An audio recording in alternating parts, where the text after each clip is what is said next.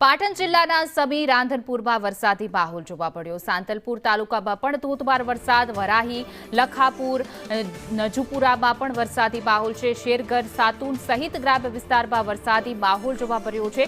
પાટણ જિલ્લામાં અનેક એવા તાલુકા અને આસપાસના ગ્રામ્ય વિસ્તાર છે કે જ્યાં વરસાદી માહોલ છે। પાટણ જિલ્લાના સમી, રાંધનપુર તેમજ સાંતલપુરના જે તાલુકા છે અને તેના આસપાસના ગ્રામ્ય વિસ્તારો છે ત્યાં વરસાદી માહોલ જામ્યો છે। જોકે ઘણા બધા લાંબા વિરામ બાદ મેઘરાજા બંધ મૂકીને વરસી રહ્યા છે। વધુ વિગતો સાથે અમારા સંવાદદાતા યશવંત જોડાઈ ગયા છે। યશવંત, હાલ કેવી પરિસ્થિતિ છે, કેવો માહોલ? હિના, ગઈકાલે પણ આવ્યો હતો, થોડાક સમય માટે આવ્યો હતો અને આ ફરીથી પાટણ જિલ્લાના જે વાત કરવામાં આવે છે સાંતલપુર, વારાહી તેમજ અનેક વિસ્તાર આવ્યા છે, લખાપુર સહિતના કે જ્યાં આગળ અત્યારે ધોધમાર વરસાદ વરસી રહ્યો છે। સાથે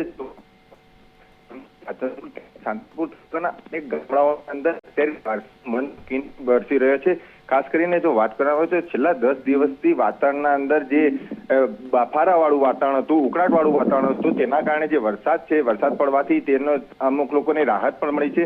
અને સાથે સાથે જે વાત કરવામાં આવે છે છેલ્લા 15 દિવસ પહેલા જે વરસાદ પડ્યો હતો અને ત્યારબાદ જે ખેતરના અંદર વાવેતર કરવામાં આવ્યું હતું, તો એના સૌથી મોટી અને મહત્વની વાત એ કહેવાય કે જે 15 દિવસ બાદ વરસાદ પડ્યો છે તેનાથી જે આવનારા સમયના અંદર જે ખેતરોમાં પાક બિયારણ કરવામાં આવ્યું છે તે બિયારણને લઈને ખૂબ જ મોટો ફાયદો થઈ શકે છે, કારણ કે ખેડૂતોને આ સમય ખૂબ જ અગત્યનો હોય છે જો વરસાદ આવે તો।